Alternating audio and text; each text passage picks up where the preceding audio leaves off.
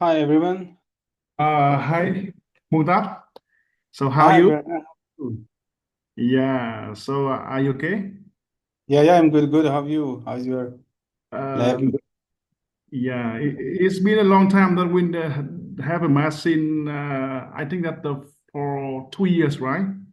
Yeah, that's right. It's been a long time that we haven't, have a Zoom meeting or any discussion. Yeah.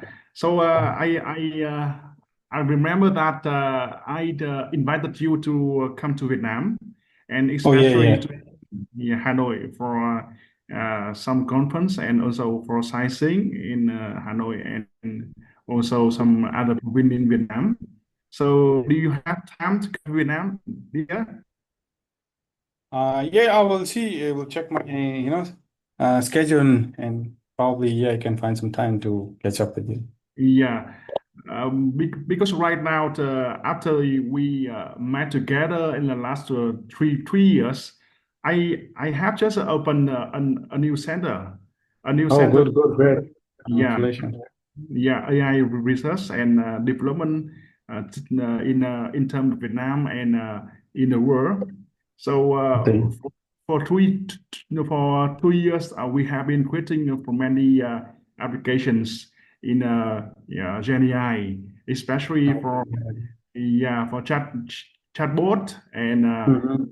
question answering system and for many other type of internet system. So I think that perfectly that we can match together to continue working in not only in research paper but also in creating application in AI. Okay. Oh yeah. That's right. So yeah, we already Yeah. worked together in the past, So yeah. yeah. So that's why that I have an idea that maybe we need a connect point between you and me. So Mhm. by sending my student here in AIRC, we have many past and talented students who have just graduated from the university, and they are looking for some scholarship in master and PD program in Okay. OC, yeah, especially in your university, Queensland University, right? Yeah, that's right. Yeah. So I also send the information about scholarship to on a student, but I think that they need more time to prepare Yeah, for the yeah. yeah and application. So their application will be stronger to be competitive with other application of some candidates in China, in other country in the Yeah, world. that's right. Yeah, Yeah, yeah, that's right. So yeah, I already, shared the link of those scholarship. Well, the deadline has been passed, so 13th June was the deadline in those scholarship. yeah, But yeah, in August, September this year, there will be, the second round. So each year we have two round for the scholarships. So yeah, they can surely prepare their application for the next round. So it will be probably 3, 4 months maximum. Yeah, not more than that. yeah, So yeah, but as you can see that the requirement of the scholarship is there are four areas. The university really assessing the student.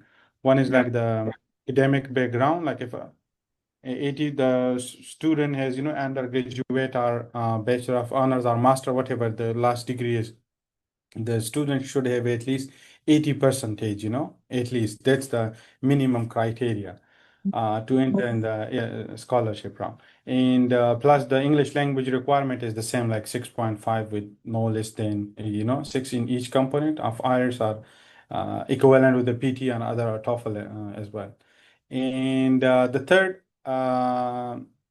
area, the university really looking into the capability of the student in terms of research capacity, like whether the student has some publication or past experience of a research project, conferences, something relevant accordingly. So it's really like if a student has already completed a master and they're intending to start a PhD, they're really looking into that specifically with the international student because it's very competitive, like, from all over around the student apply for scholarship. So research plays a very, important role. If like a student has publications, conference paper, that really matters to, get a scholarship. And the fourth area is the topic, like there are in Australia, we call it four flag research areas. So in those areas, like one is agriculture environment, the second is health, the third is information technology and computing, and the fourth is like social sciences.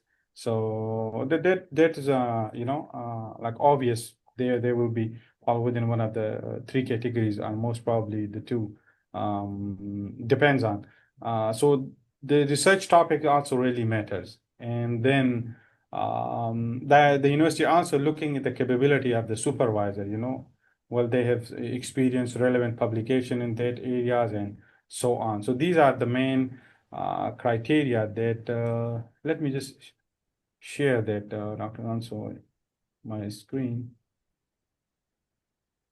Then it will be okay. So I'm just You sharing my, you can I'm send us. sharing, Yeah. yeah, I'm sharing my screen. So like this was the, the scholarship for international student. This is for PhDs. There's also a scholarship for master student as well. Okay. So these are the flagship areas.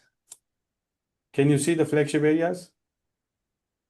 So these Yeah. are the four areas, like agriculture, environment, and space and defense. IT and all comes in these two, and then the health with the applications, multidisciplinary, and regional development is another one. So okay, these are the four main areas the university looking the PhD or master topic for. Okay, so these are the, like you can say, the priority areas. If a student has a PhD or master project, they must align with any of these areas. This is the so we will definitely, looking into these areas. The second, which I want to discuss, okay, if you see the stipend is $37,000 per annum for the student, and plus tuition fee waiver, okay, for all the duration of the study. There's also like a one semester extension can also be, granted if a student need that. The eligibility criteria, they said I completed bachelor degree with first class honors. That first class honors equivalent level means a student should have at least 80 percentage. Okay, in the last degree, that's compulsory. And like if a student have a gold medal or something like that, that's kind of a plus point for the student. Okay, on campus, full time on campus, that's trivial, and an international student. Okay, and the selection criteria, which I tell you, the committee really looking into academic achievement, like for example, 80 percentage performance on postgraduate degree, any academic prizes and records, like if someone has a gold medal, that will come in this in these two, okay, academic prizes and awards and any other. The second is the research capability, like research publication in high quality journal, presentation, in the conferences, and research internship, evidence of creative work, and like also if your student has any what I call internship or something like that, I mean, that also comes in that in this research capability. And the third is research project and environment. So alignment with the UNESCO research priorities, the four areas that I've shown in the previous, slide. So these are the areas that really the university looking into these areas, the students today. And then the fourth is supervisory team, like, hey, the supervisory team um, supervised student in the past, how many, had they any research publication relevant to the topic and the expertise and so on. So that's also like, Roxanne, I already told you, like you and me can,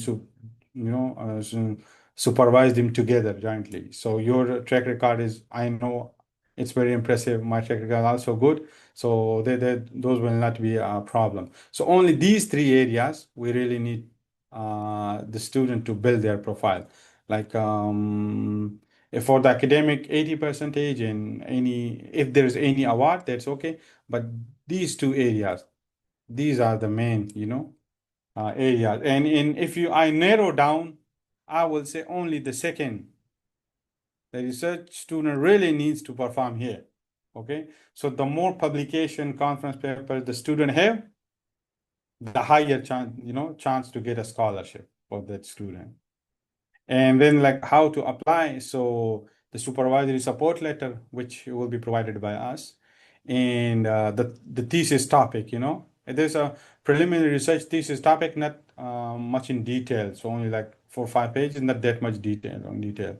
So the student need to complete this one, and then the passport and any other ID documents and statement of claim. So if you look at the statement of claim, they have, let me download that statement of claim, and then I'll share with you this one as well. Okay.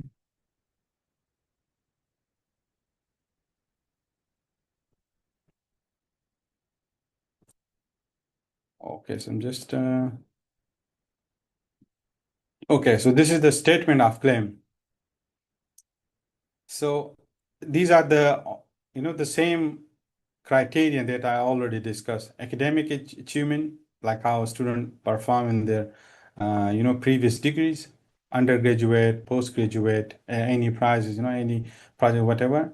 Then the research capabilities, publication, conference attendance, seminar, workshop, any other experience, project in any involvement in any other research project, whatever comes in here. And then the research project environment, the current research topic, for PhD and master degree, how that aligns with the university priority area, and the capability of the supervisory team that I already told you. So like publication and high quality, complementary expertise and supervisory capacity and resource support for the proposed research. So this is the student claim from which tackle, these 4 areas I already discussed. So this is the main, criteria for a student. But sometimes I know that if a student want to apply for a scholarship, he or she must have, 80% or more in this area. So that's like trivial, okay? But I really emphasize student to work here in this area to improve their profile in this area. This is the like only one area the student need to build their profile like with the time. And yeah, to some extent, research project that will be discussed with the supervisory team. So that's not a big, issue for the student and the supervisor. They can easily write a proposal, a research project within, within one of those 4 areas. That is easy, not a problem. And the supervisory track record, that is also trivial. Like, what the past experience and research publication, we can really align this as well. This is the second criteria. To me, the second criteria is the main to give us to award a scholarship to a student. So since like if you really look into the scholars, the next round will start in August, September 30th. September is the last date in the next round. It will start in August probably. So from now on, the student have yeah 3 to 4 months maximum, so they can really start working on that. And there's also like the round, the one which was just passed. Next it will be again started in May, June. So there are 2 rounds each year. So whatever round suits to the student, they can apply under our supervision. That's from my side.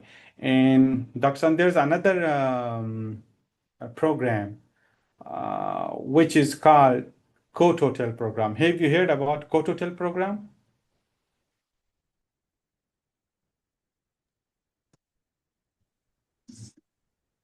Professor Shan? Do you have any idea about Co-Total program? Have you heard about Co-Total program?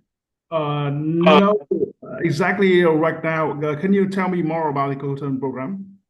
Okay, let me just okay, let me just Yeah. search our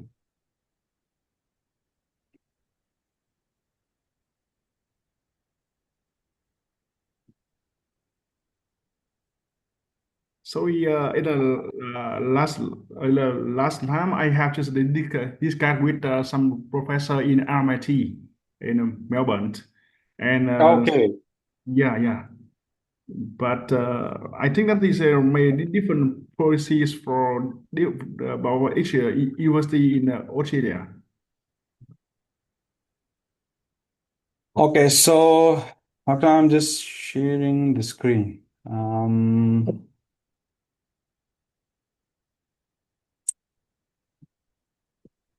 Okay. Mm, So co-total and joint PhD program. Okay. So mm, like here in Australia, they some of the university, almost all of the university. So it is a program like a student, it is an agreement between two universities. We have already placed that kind of agreement, with a couple of the universities. So what in this program is the student, like for example, we have a joint agreement with your university, Dr. Khan, with your center, okay, through your university. So in that case, the student will first enroll under your supervision in Vietnam in your lab. They will spend 1 year over there, and then for the rest of the 2 years, the student will come here to our university. The rest of the 2 years, they can complete it here, the study. Okay. And after completion of the PhD program, uh, the student will receive 2 degrees, okay, 1 degree from this university, one from your university. What we did in this, like for the first year, probably your university will support the student, stipend and everything. And for the rest of the 2 years, when the student come here, our university will support that. But that comes through a joint agreement between the two universities. So we have already, this kind of a program with couple of the universities. So if you see, this is a joint supervision and dual PhD award. Okay, the student will like upon completion. So the student will also fulfill the criteria of this university as well as the criteria of your university in Vietnam. mm, So this is another program that is the university is currently running. So, but for this, we will first need to have agreement between the two universities, and then it can start.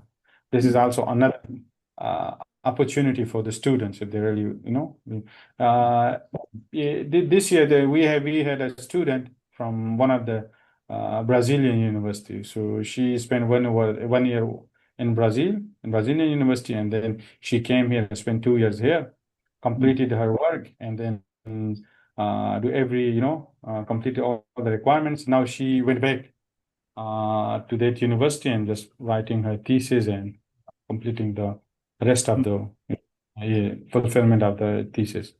So this mm, is another program that we can also look into that as well. mm, So the eligibility, like entry requirement, just like the other, so there's not the how to apply the same, research thesis topic, research supervisor. There's a form, that need to be completed, and application form. Okay, this one. So the main thing is the financial support for the student. Okay, so the following component are individual co-funded scholarship may be offered to eligible program. Funding for university tuition fee for up to 3 years if the student started here. Okay, and a mm, living allowance. These scholarship will be based on individual applicants. So this also looking into that. We have already, like if the other external scholarship as well, the co-total program with other countries. And the benefit, so this is the benefit, I'll share the link to you mm, so you can have look into that as well in detail. So this is the link of the co-total program, okay? mm, So you see two PhD awards and project funder collaboration during and beyond the PhD mm, program. So this is something the university, your university and our university can also look into that, and this is like the benefit for the board supervisor, mm, This is something like you can also look into that as well. That mm, yeah. mm, So if interested student, if they want to apply for the university scholarship, the first one, then they really need to start from now on to build their publication track record and profile. And while they were working on their profiles, if you really interested and talk with your university executive, then we can also look into this co-total program as well. So then we will have a what do you call, agreement between the two universities. They'll sign the letters, and then the process can start. It's something. Yeah. So one question is that for content program, I think that in Vietnam is very different way because we have a agreement from the Ministry of Education. Yeah, education is not only the agreement between two university, but also we have the six agreement from the Ministry of Education. Yeah. Okay, good. So So then probably we have a potential yeah, opportunity in that as well. Yeah. yeah. Because in Vietnam, if we have one minister, he want to have a dual degree, both in Australia and both in Vietnam. So the Ministry of Education has to confirm that some subjects which be given in Australia is equivalent to some subject in Vietnam. Yeah. Okay. Yeah, So that's possible. Yeah. So, Dr. do you like when you a student enroll in PhD at in any of the university in Vietnam, does the student have a need to pass some coursework at the start of the PhD? Right now, the student are just have just graduated from the bachelor degree. Oh, Yeah. in bachelor degree, yeah, but like, yeah, in bachelor degree, yes. But like I was talking about, the PhD program. Like some universities, they when the student enroll initial, they need to pass some coursework and then start the research work. Yeah. But in Australia, if a student enrolled in a PhD program, the student straight away started their research work. They see assess and they will look, if the student really need a coursework, but like most of the 99% cases, the student directly started their PhD research work. Yeah. So yeah, if any question from the students they want to ask. Yeah. Okay. I think that now the time for our student if they want to have some question and to present themselves. Yeah, in order to have a match between Dr. Mumtaz Ali now. So please, our student, you have any question or have any presentation? Okay, Oni, please show your cam, and Okay. For the master scholarship, yeah, a master student, I just need to, I'll share just one moment.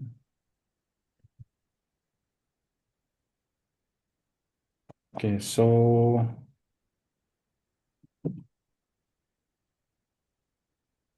okay, this is the scholarship for master students, domestic and international master of research scholarship. Okay, so it is the criteria is almost the same, but it's just like for PhD you may need to have a bit more publication research track record, while in master just you started not that much, but they're in master then they are really looking into the academic, the academic record. They're really looking into that. And the waiver of tuition fee and the stipend, it's everything the same for 2 years for international. And how to apply, the criteria is the same. Academic achievement, research capability, if any, they like here, if a student have like a couple of research publication, that's really good for the student. The same requirements, the how to apply, the procedure is the same here as well. And okay, the closing date is just past, last week, 13 June was, but it will be announced in the second round this year as well. So this is the master's program. Okay, I'll just share the link here as well.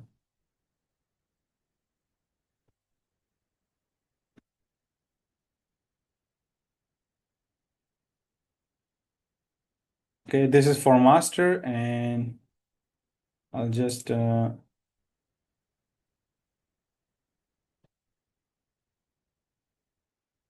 link for the second link is for PhD. Okay.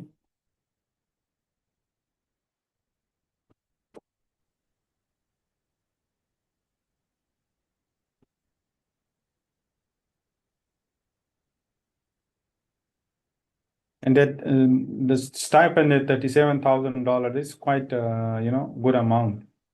So normally, like, you don't really need to work as a part-time if you want.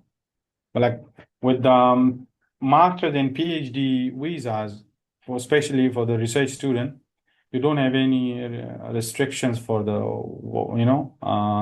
part-time work. You can work unlimited hours, but you have subject to the research progress and requirement of the PhD. So like you don't have any restriction in that visa as well.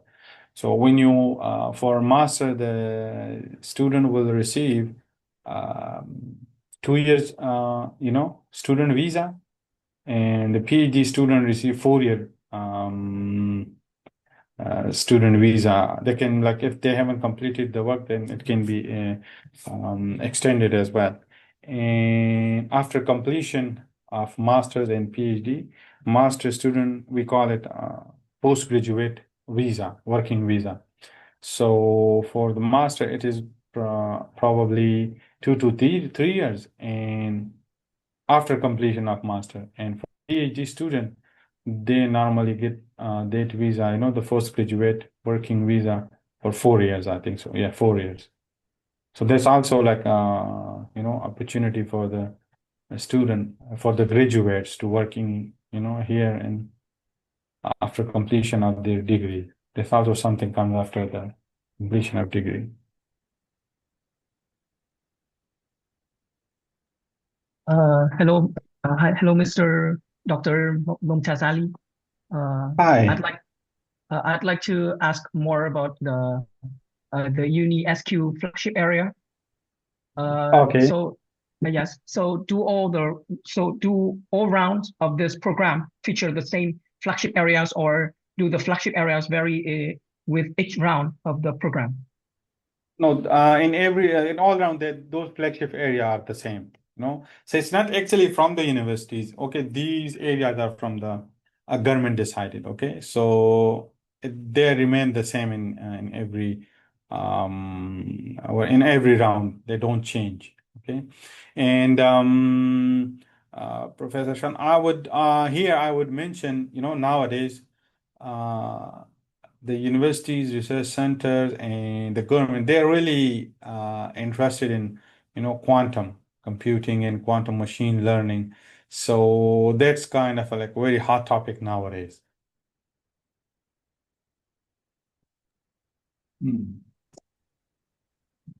So like the PhD master project can be like multidisciplinary, so like quantum or machine learning or anything with the like application can be in health, can be environment, can be in agriculture, defense, or renewable energy. So we can really focus 1, 2, 3 areas. That's not a problem.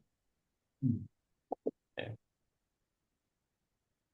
Okay, our student, please raise your question and your presentation or introduction. Anyway, okay. Hi, Dr. Mumtaz. I have a Hi. question for you. That is compulsory for master candidate to have their publication, or that is or only PhD candidate? So, well, I would say that publication is not kind of mandatory, but that gives you the plus point, the edge comparing other students. So for example, if it is just for example, if you like 3 or 4 students applying for a master scholarship, and all of them have a good academic record, like 80 or above, percentages in last degree. If any of the student have 1 publication or 2 publication, the rest of the 3 they don't have any publication. So it's quite for sure that the student who has 1 or 2 publication will get the master scholarship. So it is working like that, and you know that for this scholarship, lots of students applied. So you can think that they have a publication. For a PhD, it's not mandatory, but it is most likely the student who has more publication, then the committee thinks that, okay, this student has already, experience of research, he will perform better in the PhD project, and then they award the scholarship following the other criteria. So the publication is, this is what I like, focusing and forcing more and more on that second criteria, the student publication track record. That is really plays a huge role in getting a scholarship.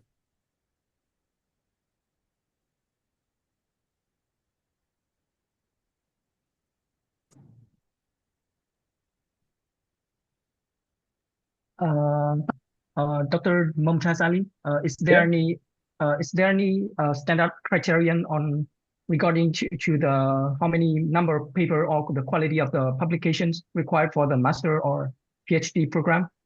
I know the more the better, but is there any like standard criterion on how many publications should you have?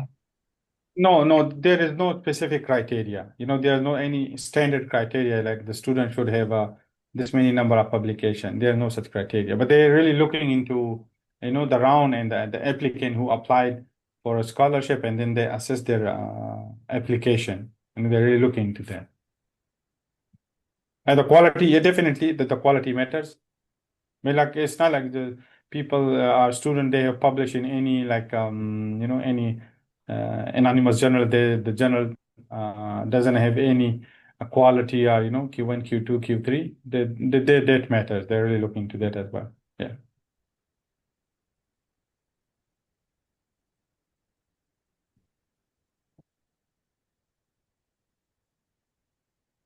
So other Huang, Oni, and other guys, feel free to ask any question, because we had a very little time to introduce yourself, and also you ask some question about the chance and opportunity to get scholarship in Australia and the University of Dr. Mumtaz Ali.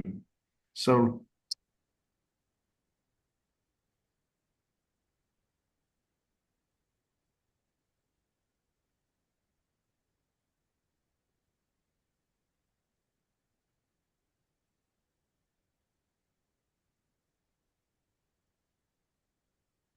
They can also contact me later if any question, anything you guys want to know. You guys can email me anytime, and not a problem. I'm always connected with Professor Pham. Yeah.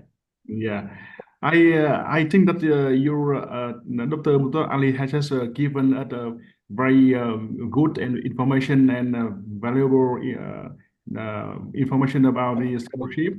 Yeah, one of the things that what do you think if you can open a new center in Vienna, joint center there in Vienna, in AI research in or quantum computing?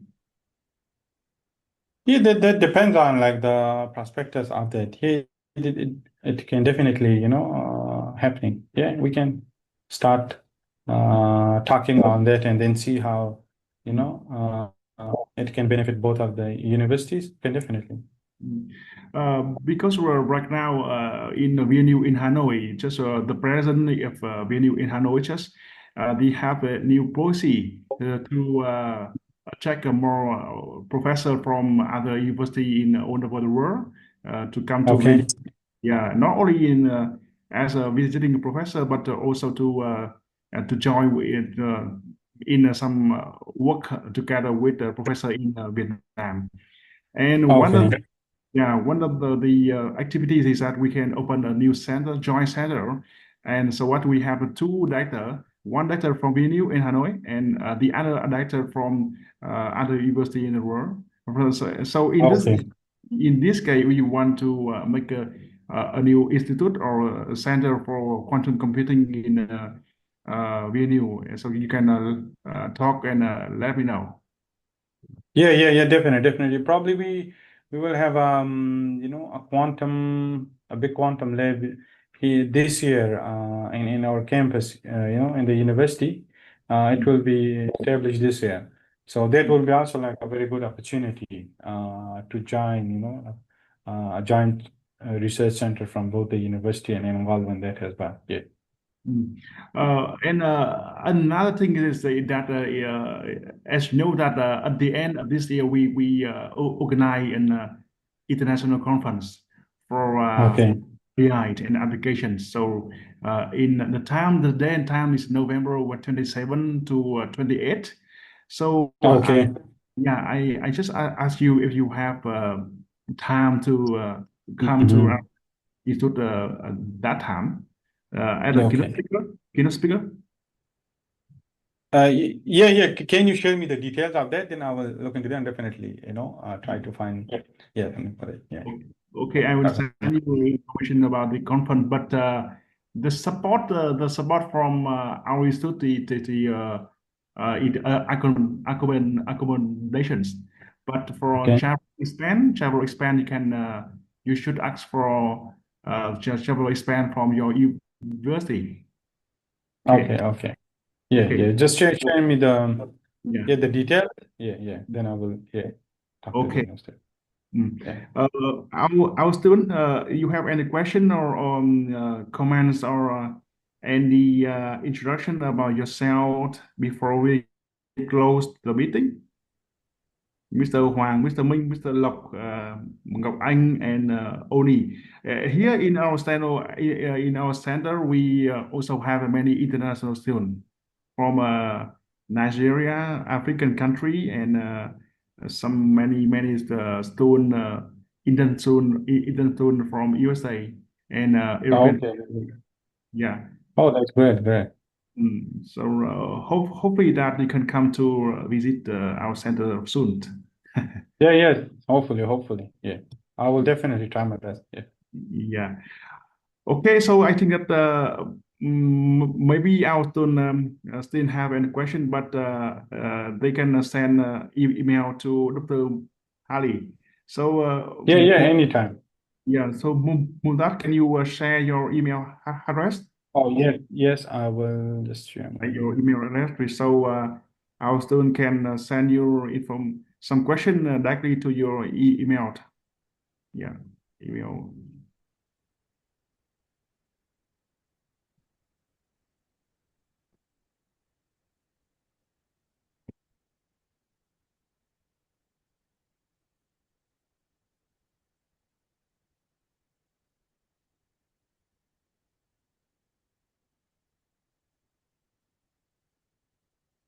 Yes.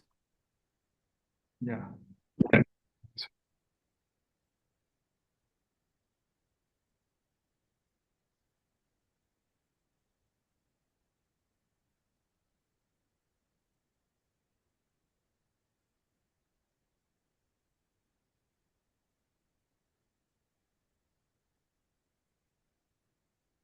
Okay, so anyone, you see the email address of Dr. Mumtaz Ali in the chat box?